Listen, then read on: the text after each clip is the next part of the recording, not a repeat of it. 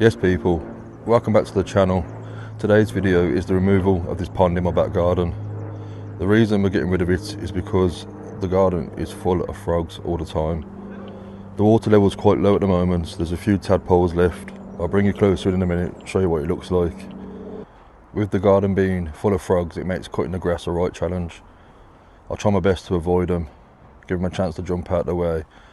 But when my missus gets out here on the lawnmower, she's got no patience, so it's a full-on massacre. The pond's a mess, the water level's really low. There's a few signs of tadpoles.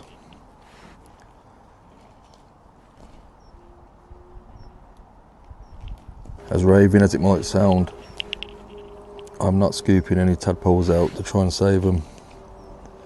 The plan is to remove the bricks, slabs around the outside, lift up the tarp, and whatever's in the pond is getting left in the ground. Start with the nice, easy, loose slabs.